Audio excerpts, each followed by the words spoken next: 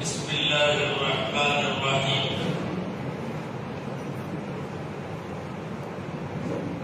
ثم جعلناك على شريعة من الأمر فاتبعها ولا تتبع أهواء الذين لا يعلمون. صدق الله العظيم.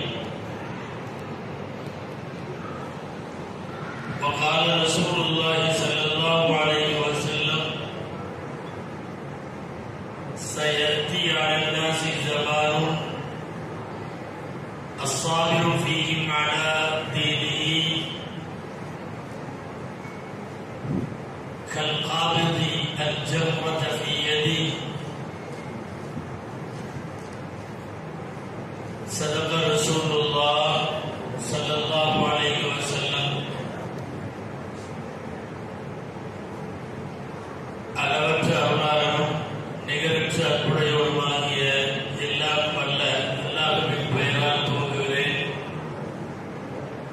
அருமைநாயகம் முஹம்மது ரசூலுல்லாஹ் ஸல்லல்லாஹு அலைஹி வஸல்லம் அவர்களின் மீதும் நற்பாக்கியங்கள் நிறைந்த அவர்களுடைய உம்மத்தின் மீதும் குறிப்பாக புனித ரமலானுடைய இறுதி பத்தின் சிறப்பான நிகழ்வில் இந்த மஜ்லிஸிலே சங்கமித்திருக்கக்கூடிய அனைவர் மீதும் அல்லாஹ்வின் நல்லருள் என்றும் நிறைவாக உண்டாவதாக. ஆமீன்.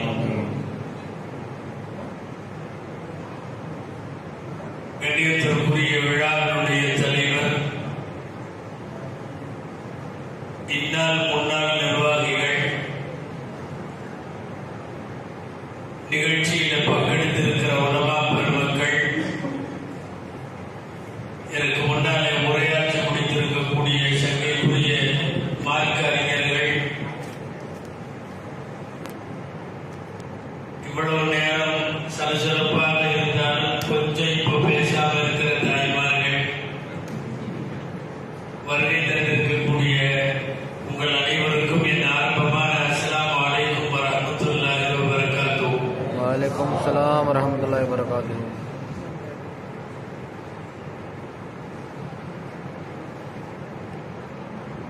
இன்றைய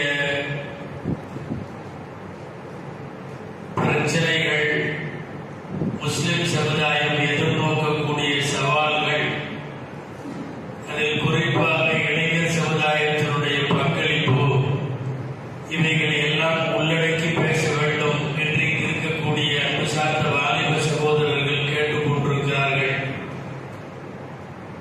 பயன் தரும் விஷயங்களை பேசவும், நாம் கேட்கவும், தொடர்ந்து அது குறித்து சிந்திக்கவும், வரும் நாட்களிலே செயலாற்றவும் அல்லாஹ் அருள் புரிவாராக.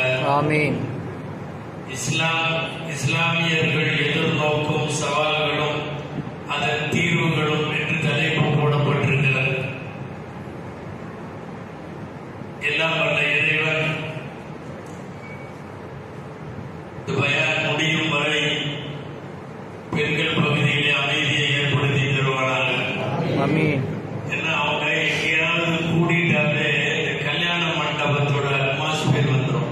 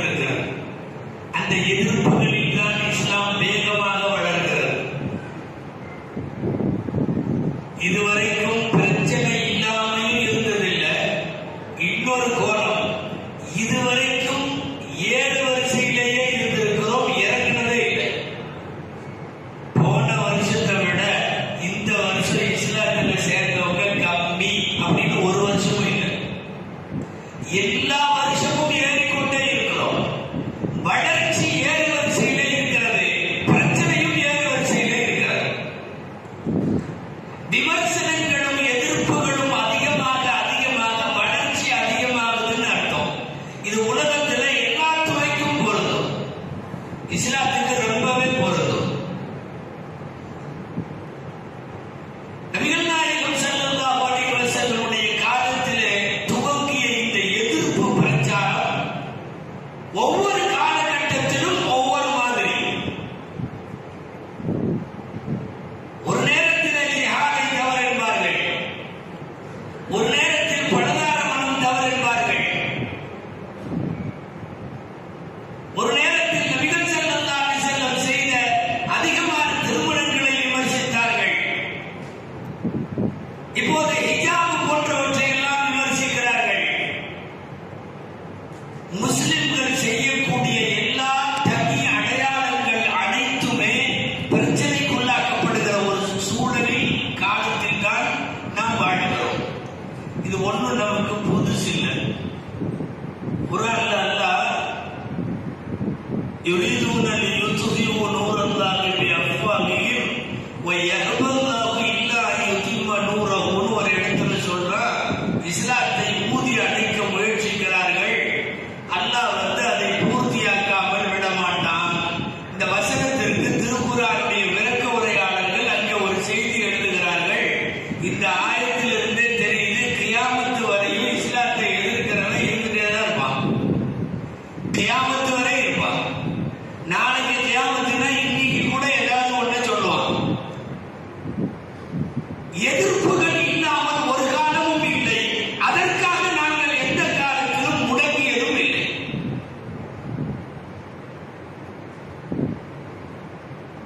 சொல்ல போனா என்ன, அந்த மாதிரி எதிர்ப்பு நேரத்தில் கொஞ்சம் வாழ்றது கஷ்டமா இருக்கும். அந்த கஷ்டத்திலேயும் மார்க்க பிடிப்போடு வாழ்ந்து விட்டால் அபாரமான கூடி அல்லாஹ்விடத்தில் கிடைக்கும். அடிக்கடி நான் சொல்லுகிற பிரபலமான நீங்கள் கேள்விப்பட்டிருக்கிற நபிமொழி ஒன்று, காலம் போக போக மார்க்க நெறிப்படி ஒருவன் வாழ்வது என்பது கையிலே தீயை வைத்திருப்பதற்கு சமமானது. காலம் அப்படி வருமா?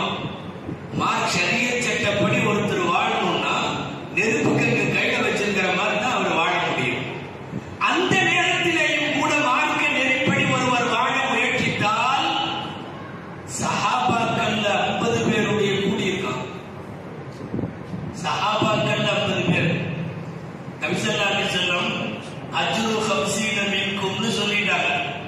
மார்க்க நெறிப்படி யாராவது குழப்பமான காலத்தில், எதிர்ப்பான காலத்தில் வாழ்ந்தால் அவருக்கு 50, உங்களை போல் 50 பேருடைய கூலி. சஹாபாக்களுக்கு லேச சந்தேகம், நம்மள மாதிரி 50 பேரா இல்ல அந்த காலத்துல வாழ்க்கை 50 பேரா? ஏன்னா நாம கொஞ்சம் விஐபிகளா இருக்கிறோம். ரசூலுல்லாஹ் பார்க்கிறோம், வஹி இருக்கிறத பார்க்கிறோம், ஜிப்ரீல் வர்றத பார்க்கிறோம். நம்ம அளவுக்கு இருக்காதுல்ல. ஏன்னா உலகத்திலேயே ஆகப்பெரிய சிறப்பு ஈமானோடு அண்ணலாரை பார்ப்பது.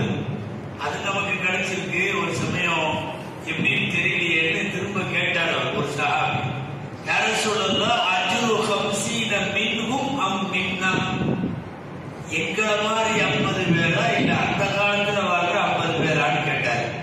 தெளிவா பதில் சொன்னாங்க, பல் அஜ்ரு 50 மின்கும், உங்களை மாதிரி 50 பேர்.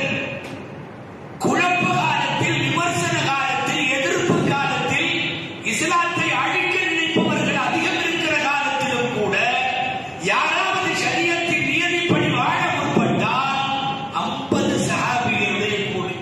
அவருக்கு அப்பவும் மனசு ஆகல. இந்த சஹாபி கேட்டே போட்டார், ஏன் அப்படின்னு. எதனால 50 சஹாபிகளுடைய?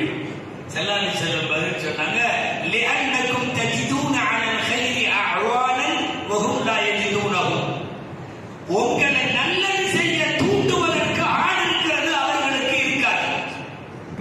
உண்மைதானே? இன்னைக்கு நன்மையை தூண்டுவோரை விட தீமையை தூண்டக்கூடியவர்கள் அதிகம், தூண்டக்கூடியவர்கள் அதிகம். இந்த மொபைல் ஒண்ணு போதும், இந்த ஆன்லைன் ஒண்ணு போதும், எல்லா அழைப்பும் கொடுக்குது. போர் அடிச்சா பேச சொல்லுது. உங்களுக்கு பொருத்தமான ஜோடி தேவையா அப்படின்னு இதுல வருது. விளக்குமா? பையனுக்கு தனியாக உணர்கிறீர்களா? உடன் தொடர்பு கொள்ளவும்.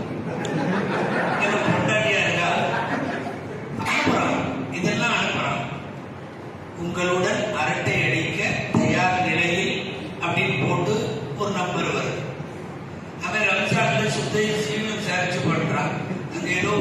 முன்னால வந்து நிற்கிறது, வேற மாதிரி நிற்கிறது.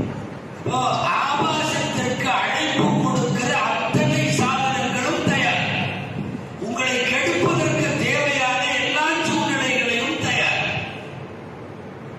لأنكم تجدون على الخير أعوانا وهم لا يجدونه. அந்த காலத்தில் வாழக்கூடியவர்களுக்கு நன்மையை தூண்டுகிறவர்கள் கிடைக்காது, அதிகமா தீமையை தூண்டுபவர்கள் கிடைக்கும். எனவே குழப்பமான காலத்திலேயும் மார்க்க நெறிப்படி வாழ வேண்டும். இன்னைக்கு ஏறத்தால் நாம் அந்த சூழ்நிலையில் தான் இருக்கோம்.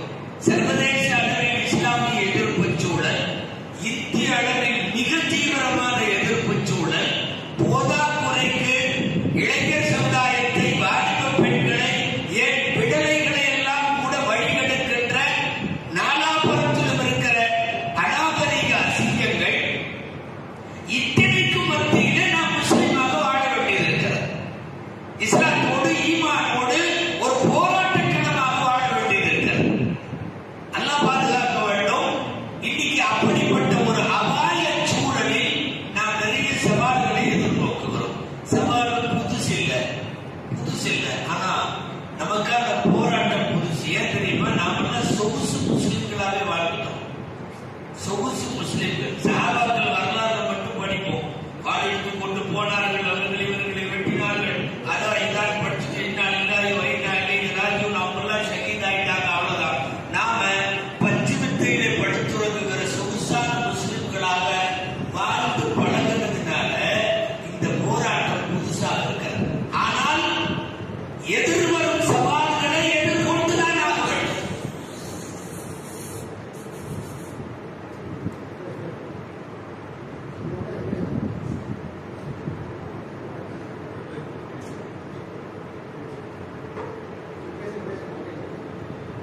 எனவே இப்படிப்பட்ட அபாயகரமான சூழல்கள் நிலவுகிற போதும் மார்க்க நெறிகளின் பிரகாரம் வாழுவதற்குள்ள முக்கியமான பொறுப்பிலே நாம் இன்றைக்கு இருக்கிறோம். அதிலும் குறிப்பாக நீங்க யாரும் நான் அரசியல் பேசுறதா நினைச்சுக்க வேண்டாம்.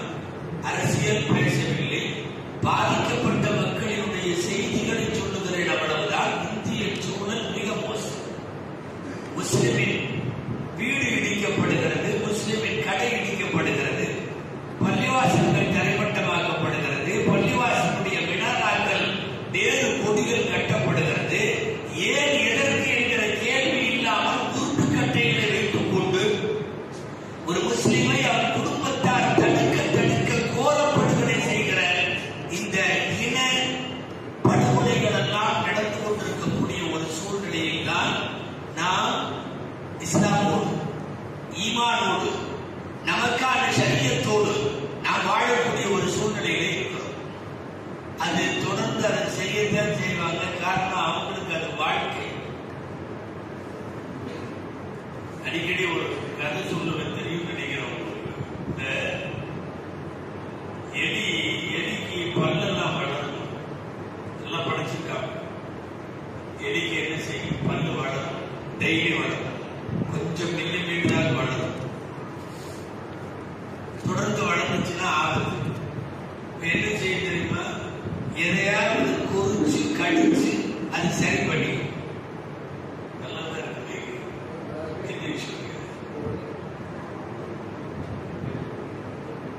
நல்லதா இருக்கு. என்ன பிரச்சனை?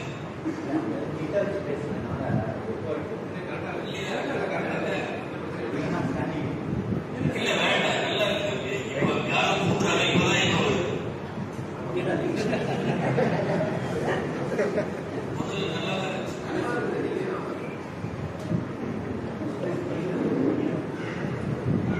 நிறைய பிரச்சனைகளை எதிர்கொள்ளுவோம். ஜமாயத்துதான் வாழ்ந்தாக வேண்டும் என்கிற சூழ்நிலை. இப்போ எலிக்கு பல்லு வளரும் சொல்லு, அது அதனால என்ன செய்யும் தெரியுமா? எதையாவது கடிக்கும், எதையாவது பொறிக்கும். சபைகளில் துணியை கடிக்கும், தார்பாயை கடிக்கும், கால் மேட்டை கடிக்கும், செருப்பு கடிக்கும், ரப்பரை கடிக்கும், டயரை கடிக்கும், லுங்கியை கடிக்கும், அட்டிப்பட்டியை கடிக்கும், நம்ம பிள்ளைகளுடைய நோட்டு புக்கெல்லாம் கடிக்கும். நம்ம கூட நினைக்கிறது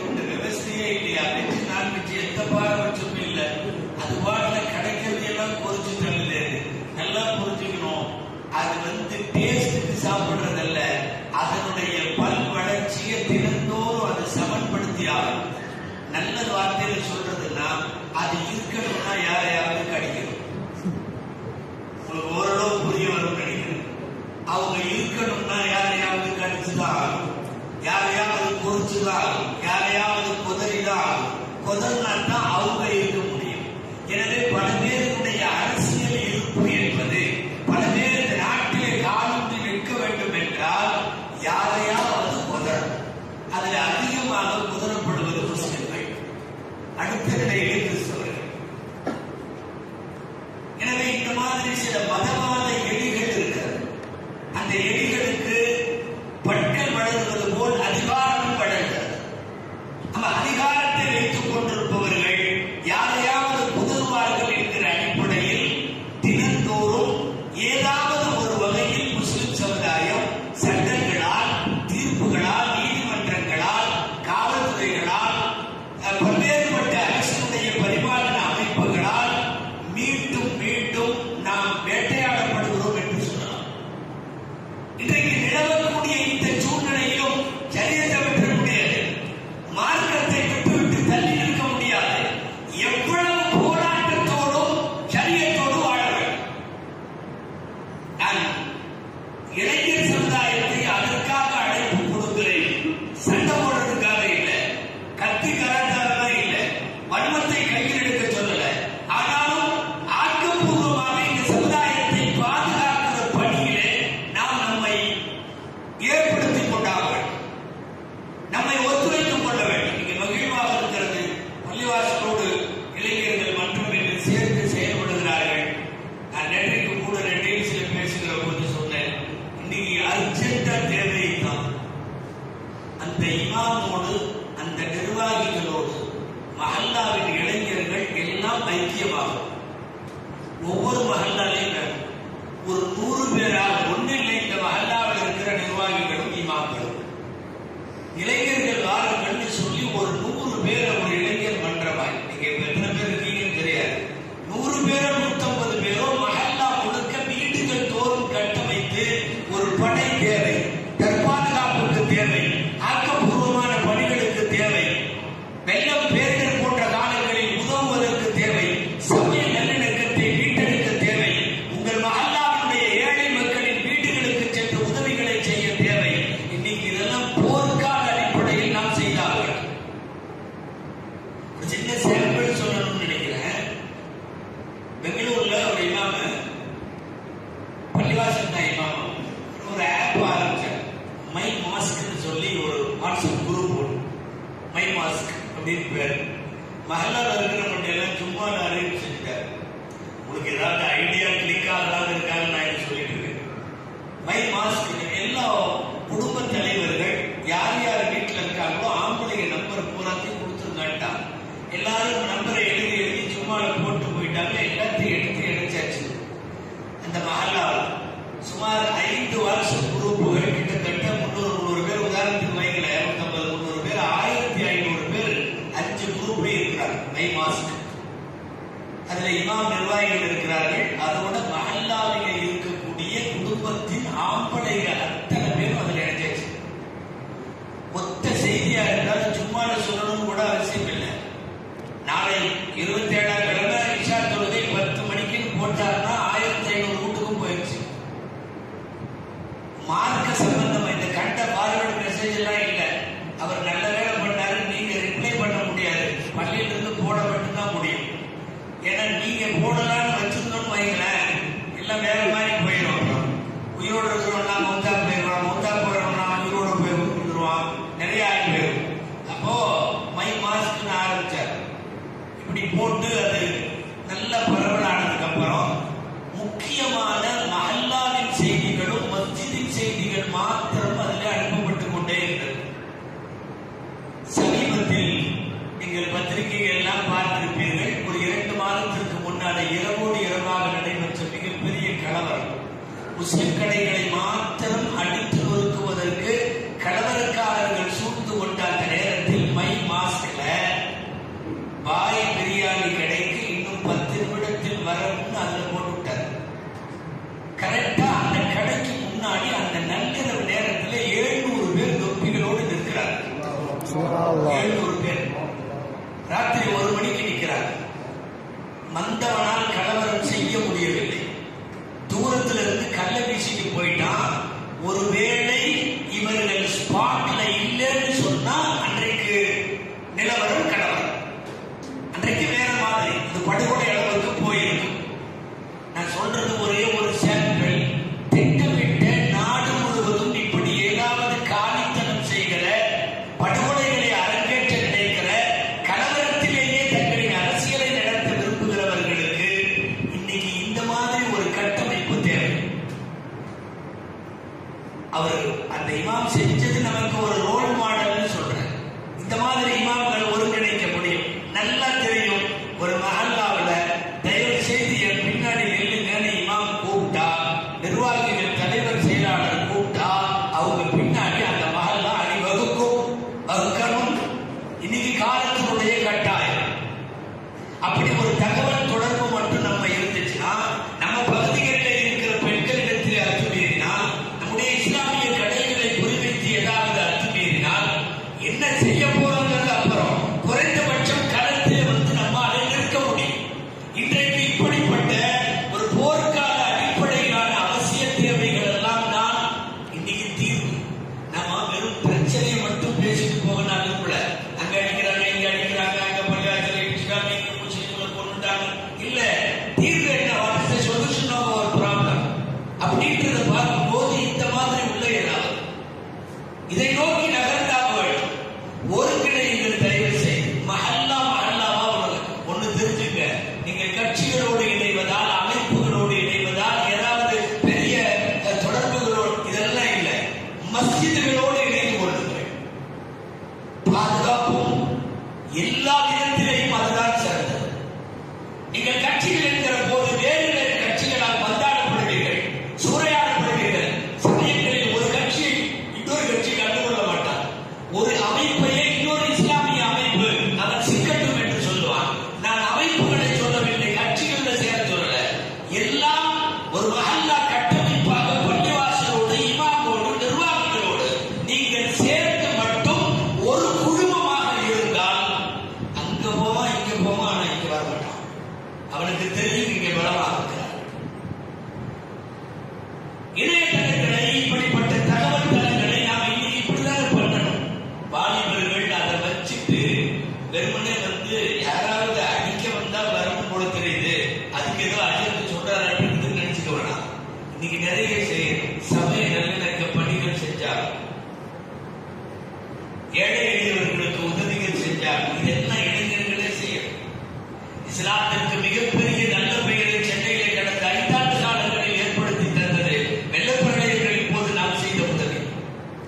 ஒரு தானா புயலின் போது, ஒரு கஜா புயலின் போது, ஒரு பெரிய 2015 வெள்ளப்பெயர்களின் போது இஸ்லாமிய இளைஞர்கள் களத்தில் ஆற்றிய பணிகள் மிகப்பெரிய அளவில் இஸ்லாத்தின் மீதான மரியாதையை ஏற்படுத்தி இருக்கிறது. இன்னைக்கு அதை தொடர்ந்து செய்யணும். ஒன்று மட்டும் நல்லா தெரிஞ்சுங்க, எந்த மதங்களுக்கு இடையில சண்டையை மூட்டணும்னு நினைக்கிறானோ அவங்க எல்லாம் ஒரு பிளாட்ஃபார்ம்ல நின்றுட்டா அவனுக்கு வேலை இல்லை. அவனுக்கு வேலை இல்லை. ஒரு 2 மணி நேரம் தானே கூத்தாடிக்கு போனார்கள். கூத்தாடிகளுக்கு வேலை இல்லாமல் செய்ய வேண்டும். நல்லிணக்கத்தை மீட்டெடுக்க வேண்டும். போன வாரம் பார்த்தீங்கன்னா நாக்பூரில் நடைபெற்ற மிகப்பெரிய அதிசயம். நாக்பூர் வந்து மதவாதிகளுடைய தலைமையகம். உங்களுக்கு தெரியும், அந்த அமைப்பு பேர்லாம் சொல்ல வேணாம். அது நாசமா போனவங்களோட ஹெட் ஆபீஸே தான். ஹெட் குவார்டர்ஸ் வந்து நாக்பூர். முஸ்லிம்களை அடிக்க வேண்டாம் என்று சொல்லி நடுநிலை இந்துக்கள், வெகுஜன இந்துக்கள் லா இலாஹ இல்லல்லாஹ் கலிமா சத்தத்தோட ஊர்வலம் போனாங்க. பத்திரிகை எழுதியிருக்கிறான், மதவாதிகளின் மீது நாக்பூர் மக்கள் காரி துப்பி விட்டார்கள். அது வேற ஊர்ல நடந்ததா கூட விசேஷம் இல்லை, நாக்பூர்ல நடந்ததா ரொம்ப விசேஷம். யாருடைய தலைமையகம் அது என்று சொல்லப்படுகிறதோ, நாட்டில் இருக்கக்கூடிய தேசத்தந்தை கொலையிலிருந்து அத்தனை பேருக்கும் எந்த இயக்கத்தின் தொடர்பு இருக்கிறதோ அந்த இயக்கத்தின் தலைமையகம் இருக்கக்கூடிய ஒரு ஊரில், ஒரு ஸ்டேட்டினுடைய கேபிட்டல் சிட்டியில இவ்வளவு பெரிய அளவுக்கு நடக்கிறது என்று சொன்னால்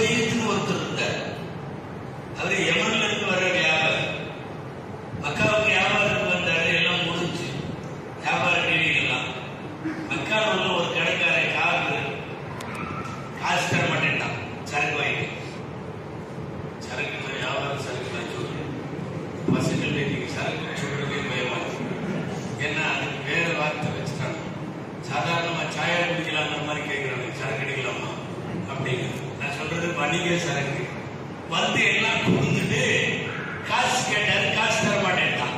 அவன் உள்ளூர்கார மக்காவாசிங்கிற கெத்துல நீ வெளியூர்காரன் உன்னால பண்ண முடிச்சதை பண்ணுட்டான். அங்க இங்க போய் சொன்னாரு, யாரும் அவன் பெரிய ரவுடிங்கிறதுனால முன்னு வரல. அங்க இங்க சொல்லி பார்த்து கடைசியில கையெழு நிலையில பரிதாபப்பட்ட நிலையில அழுகையோடு அன்னைக்கு இருந்த அபூ குபைஸ் மலை, அந்த மலையில ஏறி நின்று சத்தம் போட்டார். மக்காவுக்கே கேட்கும், ஜபல் அபூ குபைஸ்ல நின்று பேசலாம். அங்க நின்று சத்தம் போட்டார். இந்த ஊர்ல ஒரு நியாயவான் கூட இல்லையா?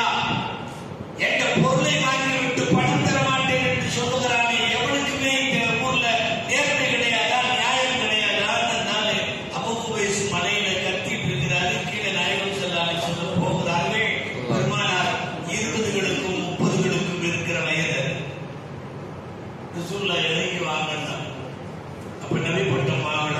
பெருமானார் ஸல்லல்லாஹு அலைஹி வஸல்லம் இளைஞராக களமிறங்கி செயல்படுகிற நேரம் இறங்கி வாங்கினா என்ன விஷயம்? இல்ல வாங்குற பொருளுக்கு காசு தர மாட்டேங்க. யாரு? நான் அந்த கடைக்காரன். வா. சந்தைக்கே வந்தார்கள். ரசூல் ஸல்லல்லாஹு அலைஹி வஸல்லம் வரும்போது கூட அவங்களோட ஒத்த மாதிரி வயசுள்ள சேவையாற்றுகிற ஆர்வம் மிக்க ஒரு 4-5 பேர்த்து சேர்த்துக்கிட்டாங்க. வாங்க கடைக்கு போவாங்க. எல்லாம் வந்து கடையில் நின்றாங்க. முன்னாடி நின்றது ஸல்லல்லாஹு அலைஹி வஸல்லம். என்னமோ காசு தரமாட்டேன்னு சொல்லியாமா, அவர் வெளியூருக்காரங்கிறதுனால தரமாட்டேன்னியாமா, பண்றத பண்ணியாமா, ஒன்னும் செய்யலாம எடுத்து காசு கொடுத்துட்டாங்க.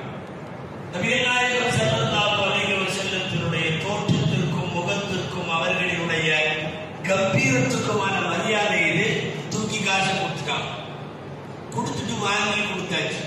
ரசூலுல்லாஹ் சுத்தி நின்றவங்கள்ட்ட கேட்டாங்க, இன்னைக்கு ஒரு வியாபாரிக்கு பிரச்சனை வந்துச்சு, எல்லாரும் சேர்ந்து வாங்கி இப்ப நம்ம வந்து கொடுத்துட்டோம்.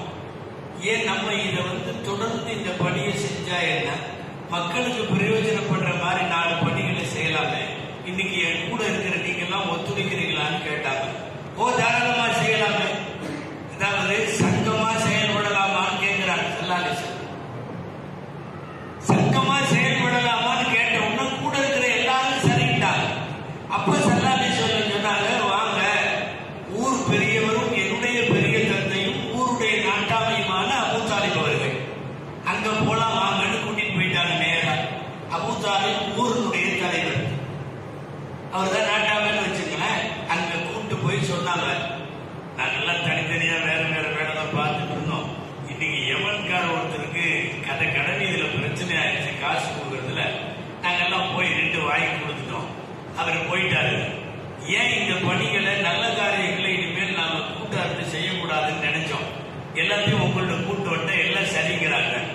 சேவை மனப்பான்மையோடு முன்வரக்கூடிய எல்லாரையும் உட்கார வச்சு பெரியவர் அபூ தாலிப் அவர்கள், நீங்கள் இனிமேல் மக்காவிலே என்ன பணியாற்ற வேண்டும் என்பதை எல்லாம் சொல்லி உங்கள் சங்கத்திற்கு ஹெல்ப்ஃபுல் ஃபுதூல் என்று நான் பெயர் வைக்கிறேன் அப்படின்னு ஹெல்ப்ஃபுல் ஃபுதூல் என்கிற சங்கம் உருவாக்கப்பட்டு, ஹெல்ப்ஃபுல் ஃபுதூல்னாவே சோசியல் சர்வீஸ் தான் அர்த்தம் அரபியில.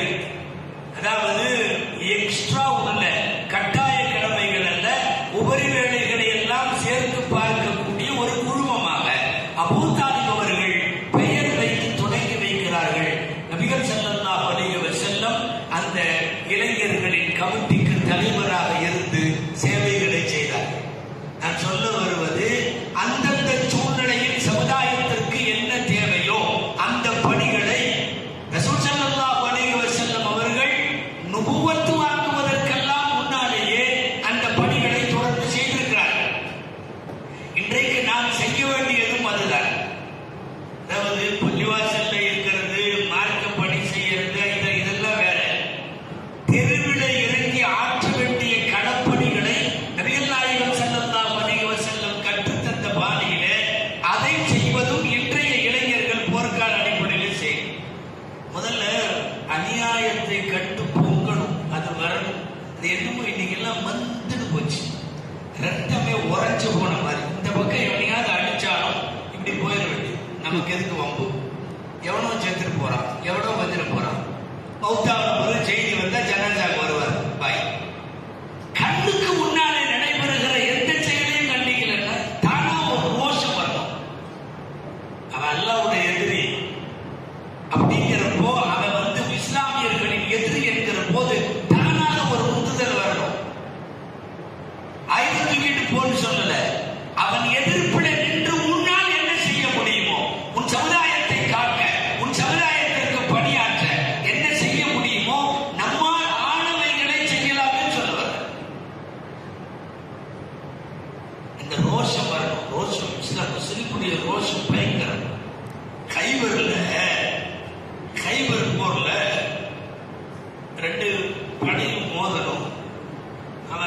எதிர்ப்படையில ஒருத்தர் அப்படி தஜ்ஜால் மாதிரி இருக்கிறான். தஜ்ஜால் மாதிரி அவ்வளவு பெருசா இருக்கிறான். அவன் வந்து எதிரில் நின்றுட்டு இஸ்லாமிய படையை பார்த்து கூப்பிடுறான், பாபா யாரு இருப்பா, பார்த்தாவே பயமா இருக்கு. இங்கிருந்து யார் அனுப்புறதுன்னு தெரியல. செல்லாத சில மசூரா பண்ணிட்டு இருக்காங்க. இந்த இடையில போய் அழிவது இருந்தார். நான் போறேன். இவர் ஆக குட்டையான சஹாபாக்கள்லயே ஆக குட்டையானவர் யாருங்க? அழிவது இருந்தார். நான் போறேன். நீ எல்லாம் வேணா போ. திரும்ப மசூரா பண்ணிட்டே இருக்காங்க, யார் அனுப்பணும். அவன் ரொம்ப உயரமா இருக்கிறான். அழிவது இருந்தார்ல போய் நின்றா முட்டி கழுந்தார். விளையாட்டு சொல்ல அது ஏதோ மிகைப்படுத்தி சொல்றாருன்னு நினைக்க வேணாம். அவனை பத்தி உள்ள வரலாறுலயே இருக்குது. ஒட்டகத்துல நிற்கும் போது கால் உரசுமா. ஒட்டகத்துல உட்கார்ந்துருந்தா கீழே கால் என்ன ஆகுமா? அவன் உயரத்தை பார்த்துட்டு நமக்கு ஆக்டிவாலேயே உரச மாட்டேங்குது. ஆக்டிவால உட்காந்துட்டாவே 2 கால் கீழே ஊட்ட மாட்டேங்குது. அப்படி இருக்கு. அவன் ஒட்டகத்துல உட்கார்றப்ப 2 காலும் கரெக்டா இருப்பான் பூமியில. அவன் நின்றுட்டு வாங்குறான்.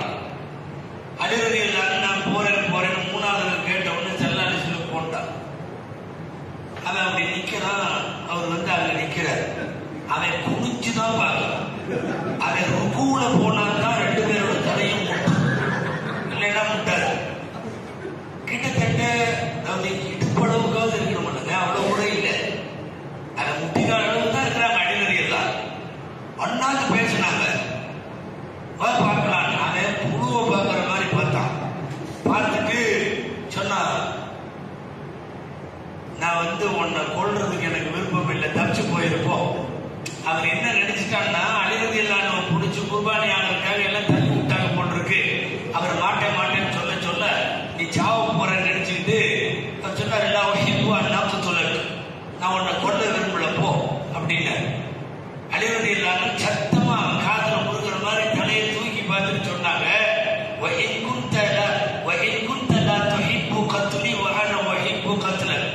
நீ என்ன கொல்ல விரும்பல, நான் உன்னை கொல்ல விரும்புறேன்னா. அதுக்கப்புறம் தான் வேகமான உனக்கு இவ்வளவு தைரியமா வா பார்க்கலாம். கொஞ்ச நேரம் சண்டை நடந்தது. வெற்றி அழிவது எல்லாரும் தான். வளர்ந்தவனெல்லாம் ரொம்ப வீரன் சொல்ல முடியாது. நிறைய பேர் நல்லா வளர்ந்துருப்பான். 56 அடி உயரமா, ஒரு இளவுக்காவாது. நீங்க 56 அடின்னு ஒண்ணு எங்கேயாவது போயிடாதீங்க. முதல்ல அதே பொய். 56 அளவு மாறுங்கிறது அதே முதல்ல பொய். கை போட்டோம். திருன்னு சில பேர் முடிக்கிறாங்க. நாங்க யாரோ ஒருத்தரை பத்தி பேசுறோம். இப்போ அழுது எல்லாம் அனுபவர்கள் அவனை ஜெயித்தார்கள். நான் சொல்லிட்டு இருந்தது என்னன்னா, ஒரு இயற்கையான ஒரு ரோஷம் வரணும். நீ எவ்வளவு பெரிய படம் வச்சிரு, நீ எவ்வளவு பெரிய அதிகாரத்தில் இரு, நீ எவ்வளவு பெரிய ஆட்சியில இரு, உன் கையில நீதி பரிபாலனமும் சட்டமும் எல்லாம் இருக்கட்டும். எங்களிடத்தில் ஈமானிய பலம் இருக்க, ஈமானிய ரோஷம் இருக்க. இன்னைக்குள்ள வாலிபர்கிட்ட அதுதான் வேணும். அரபியில 2 வார்த்தை சொல்லுவாங்க. தகுதீர்னு ஒரு வார்த்தை, தகசூர்னு ஒரு வார்த்தை. ஒரு முஸ்லிம் அவனை பார்த்தாலே மற்றவங்க அவனால் உந்தப்பட, அதுக்கு பேர் தகசீர். இவன் யாரையாவது பார்த்து இவன் மாறினா அது தகசூர். ஒரு முஸ்லிமை பார்த்து உலகம் மாற வேண்டும். ஒரு முஸ்லிம் இளைஞனை பார்த்து அவன் நடவடிக்கை பார்த்து உலகம் திருந்த வேண்டுமே தவிர, நீ கண்ட நடிகனை பார்த்துக்கிட்டு அவனை இவனை எல்லாம் பார்த்துட்டு நீ தகுதியாக கூடாது. அந்த தாக்குதல் உன்னிடம் வரக்கூடாது. நான் வந்திருந்தேன் இன்னைக்கு. ஒரு சினிமா படம் பார்த்தா அப்படியே பண்றான். அவன் முடி வைக்கிற மாதிரி வைக்கிறான், அவன் தாடி வைக்கிற மாதிரி வைக்கிறான், அவன் என்னென்ன செய்யறான். திடீர்னு நம்ம வசதி மொட்டையாவே சுத்துவான் எல்லாரும். என்னடா மொட்டைன்னா, அவன் வந்த ரிலீஸ் படத்துல அவன் தலைவர் மொட்டை அடிச்சிருப்பாரு. இல்ல நீங்கெல்லாம் எந்த மாதிரியான இளைஞர்? வீணா போன பசங்களுக்கு எல்லாம் போய் பாலாபிஷேகமோ அந்த அபிஷேகமோ அந்த ரசிகர் மன்றமோ இத்தனை நல்லா தெரிஞ்சுக்கோ. அந்த நாயகை யாருமே வந்து நமக்கு ஆதரவானவர்கள் சொல்ல முடியாது. காசு கொடுத்தா எப்படி வேண்டுமானாலும் எதிரிகளை முஸ்லிம்களாக சித்தரிப்பவர்கள் தான். என்ன உங்க தலைவர் படம் வந்திருக்கு, எப்படி இருக்கு அப்படின்னு முஸ்லிம் பேர் வச்ச ஒரு மூதை விட்டு மைக்கு நீட்டி கேட்கிறாங்க. அப்படின்னு. பயங்கரமா வந்திருக்கா அப்படி இப்படி.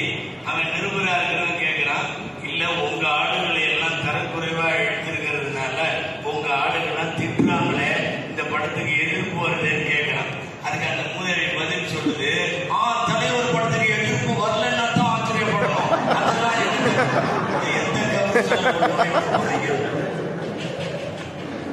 நம்மளுக்குதான் இருக்கிறான். பூரா முகமது அப்துல் அப்படி இப்படின்னு என்னமாவது பேர் வச்சு மாவட்ட ரசிகர் மன்ற தலைவர், இதுல தமிழகம்னா கூட இல்லை, அகில உலகம்லாம் போவாங்க. அகில உலக ரசிகர் மன்றம் நல்ல தலைவர். யாருக்கு பின்னாடி நீ போற? நீ யாரு? ஒரு காலத்தில் ஒரு 100 பேர் முஸ்லிம் இளைஞர்களை பார்த்து தான் ஸ்பெயின் இஸ்லாமாக மாறியது. 800 வருஷம் முஸ்லிம் கொடி மறந்த ஸ்பெயினுடைய மாற்றத்திற்கு என்ன காரணம்னா, அங்க போன சில வாலிபர்கள், ஈராக்குக்கு போன சில வாலிபர்கள், சைனா வரைக்கும் போன சில வாலிபர்கள், சிந்து சம்படிக்கு வந்த சில வாலிபர்கள். உங்களை பார்த்து அவனெல்லாம் மாறினான். கேவலம் நீ கடிசடைவெல்லாம் பார்த்துட்டு நீ மாறிட்டு உட்கார்ந்தீங்கன்னா இன்னைக்கு இருக்கிற பிரச்சனைகளை, சவால்களை நாம் எப்படி எதிர்கொள்ள முடியும்?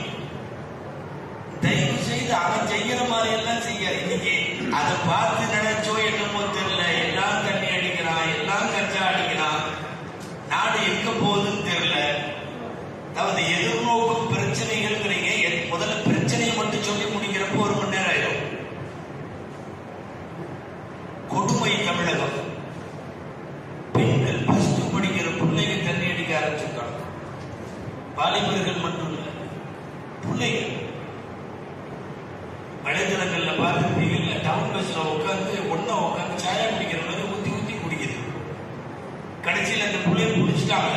டவுன் பஸ்ல தண்ணி அடிச்சுக்கல குரூப்னு சொல்லி அவன் காலேஜ் பிரின்சிபல் எல்லாம் கமிட்டி போட்டு கூப்பிட்டு விசாரிச்சா +2 பர்சன்ட் கொண்டு வருவாங்களாம். ஒரு நாள் விட்டு ஒரு நாள் அவங்கள்ட்ட இவங்க வாங்கி அடிப்பாங்களாம். வருஷம் பூரா வாடிக்கையா இருக்குது. நாடு எங்க போகுதுன்னு தெரியலையே. இந்த மாதிரி ஒரு சூழ்நிலையில் வளர்த்தெடுக்கப்படுகிற இந்த சூழ்நிலைகளை ஒட்டி வாழக்கூடிய முஸ்லிம் சமுதாயத்தினுடைய இளைஞர்களை ரொம்ப கவனமாக மீட்டெடுக்க வேண்டிய முக்கியமான பொறுப்பில் இருக்கிறோம். காரணம், நமது இந்தியாவில் இது போன்ற அசட்டைகளுக்கெல்லாம் இடமில்லை என்கிற அளவுக்கு இன்னைக்கு நம்மளை வேகமாக துரத்துகிறார். அரசியல் என்று இறங்கினால் அது வேகமாக வேற மாதிரி போகுதுங்கிறதுனால நான் கொஞ்சம் கவனத்தை மாற்றிக்கொண்டு பேசுகிறேன். நல்லா பாதுகாக்க வேண்டும்.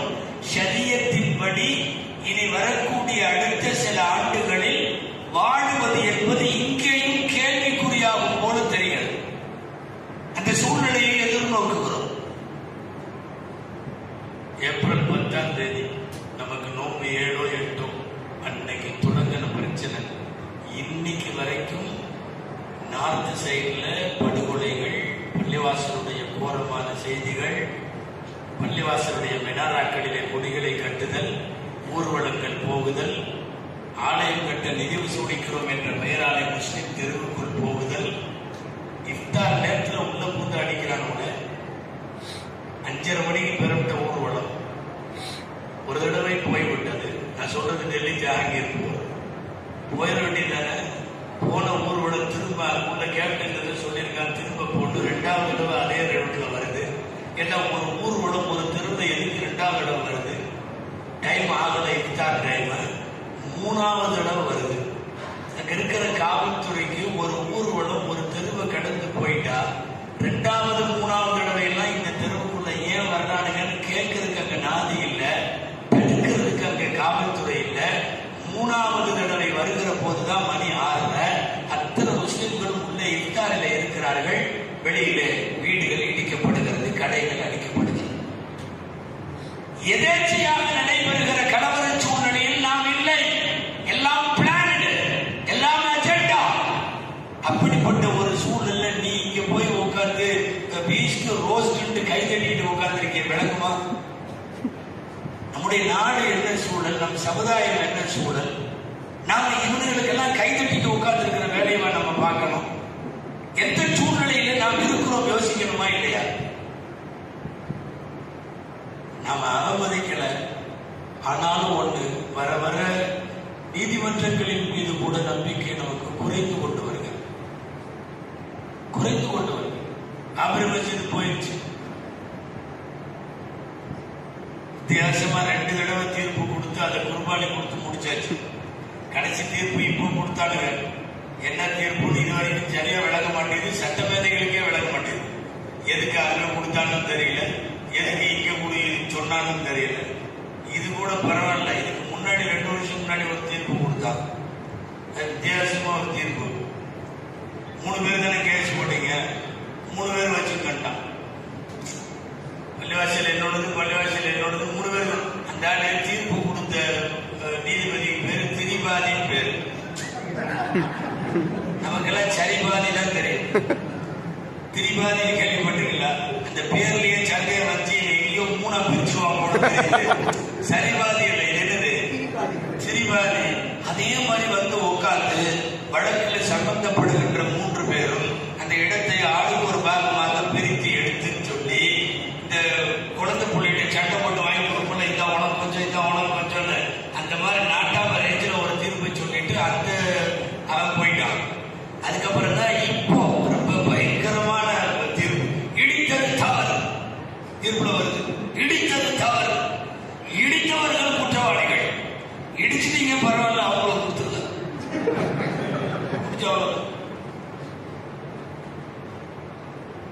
நம்பிக்கையை நிறைய சமீப காலங்களில் முஸ்லிம் சமுதாயம் இழந்திருக்கிறது. நீ சொல்றது சரிதான், நீ சொல்றது. முல்ல மாடு கேஸ் வந்துச்சு, முல்ல நீதிபதி. மாடு என்னோடது, நாங்க 1/2 மணி நேரம் பேசியிருக்கோம். நீ சொல்றது சரிதான் முல்லா. இவன் எதிரில் 1/2 மணி நேரம் பேசியிருக்கான். என்ன மாடு அவனோடதெல்லாம் என்னோடதான் சொல்லு. 1/2 மணி நேரம் இவன் பேசுறதுக்கு அப்புறம் முல்லா சொன்னாரா நீ சொல்றது சரிதான். இப்ப 2 பேரும் சேர்த்து கேட்டாங்க, என்ன நான் சொல்றதும் சரிதான் அவன் சொல்றதும் சரிதான்னா? அவர் சொன்னாரா நான் சொல்றதும் சரிதான். யாரு? முல்லா. இல்ல நீயும் வச்சுக்கோ, இது இப்படி ஆகி போச்சு அப்படி ஆகி போச்சு, மனசாட்சி பிரகாரம் அவங்களுக்கு கொடுத்து என்ன நடக்கிறது நாட்டில்? அன்பிற்குரியவர்களை, இதுவெல்லாம் இன்றைக்கு நாம் எதிர்நோக்கி கொண்டிருக்கிற முக்கியமான பிரச்சனைகள். ஹிஜாப் விஷயத்துல நீங்க கோர்த்து சொல்றதை கேட்டுக்கணும், சபரிமலை விஷயத்துல கேட்க மாட்டோம். அப்பட்டமாக ஒரு சமுதாயத்திற்கு எதிர்ப்பான மனோபாவத்தில் தீர்ப்புகள் எழுதப்படக்கூடிய ஒரு அபாயகரமான சூழல் இன்றைக்கு இந்தியாவிலே நிலவுகிறது. நான் கேட்க வருவது, நீ எவ்வளவு காலத்துக்கு இன்னும் தேட்டர்ல கைதட்டிட்டே உட்கார்ந்துருப்ப? நீ எவ்வளவு காலத்துக்கு இன்னும் எவன் கூடயாவது லவ் பண்றேன்னு பீச்சில் சுத்திட்டே இருப்ப? நீ எவ்வளவு காலத்துக்கு இன்னும் சினிமா பாடத்துக்கு உட்கார்ந்து கமெண்ட்ஸ் போட்டே உட்கார்ந்துருப்ப? உன்னை, உன் சமுதாயத்தை, உன் பாரம்பரியத்தை, உன்னுடைய தீனை, உன்னுடைய பண்பாட்டு செழுமையை எல்லாவற்றையும் சிதைக்க நினைக்கிறார்களே. அந்த சிதைவுகளுக்கெல்லாம் ஏற்ப ஏதாவது கொஞ்சமாவது எதிர்வினையாற்ற வேண்டிய சூழ்நிலை இன்றைக்கு நமக்கு இருக்கிறதா இல்லையா? சமீபத்தில் ஹரித்துவார்ல பேசின ஒரு சாது பேசியிருக்கான். நாம இங்க பப்ளிக்ல பள்ளியாசல பேசலாமான்னு நீங்க யோசிக்க வேண்டாம். என்ன அவன் பொது இடத்துல பேசியிருக்கான். 10 லட்சம் முஸ்லிம்களை கொல்ல வேண்டும். யார் யாரெல்லாம் என்னோடு வருகிறீர்கள்? 10 லட்சம் பேரை கொல்ல வேணும்னு சொல்லி ஒரு சாதி இந்த நாட்டில் துணிந்து ஒரு மேடையில பேச முடியுதுன்னா நீங்கள் புரிந்து கொள்ள வேண்டும், நமக்கான பாதுகாப்போடு வருங்காலம் இல்லை. நாம நினைக்கிற மாதிரி உள்ள செக்யூலர் இங்கே இல்லை, அந்த மதச்சார்பற்ற போக்கு இங்கே இல்லை. நான் அன்பு சார்ந்த இளைஞர்களை கேட்டுக் கொள்ளுகிறேன், கொஞ்சம் இதை எவ்வளவு வேகமாக செய்ய முடியுமோ மஹல்லாவோடு முஸ்லிம் ஜமாத்துகளோடு இணைந்து ஒரு கட்டமைப்பை ஏற்படுத்தி தயவு செய்து இணையுங்கள். நல்லது செய்வோம். எவனாவது வம்புக்கு வந்து அவனையும் வச்சு செய்வோம். நாம அது வரைக்கும் நாம போக வேண்டாம். நாம அதுவரையும் நல்ல பணிகளை செய்வோம். ஏழைகளுக்கு உணவு கொடுப்போம், இல்லாதவர்களுக்கு உதவுவோம், மதம் கடந்து பழகுவோம், சமய நல்லிணக்கத்தை ஏற்படுத்துவோம். நீ ஊருக்குள்ள தெருவுக்குள்ள வந்து பாரு, அதுக்கும் வேறு பாடம் தருவோம். இந்த சூழ்நிலையை உருவாக்க இளைஞர்களுடைய ஒருங்கிணைப்பு தேவை. இந்த அடிப்படையில் இங்கே இருக்கக்கூடிய இளைஞர்கள் இன்னமும் கொஞ்சம் நிறைய விசாலமாக இளைஞர்களை சேர்த்துக் கொண்டு பணிகளில் இயங்குங்கள். கால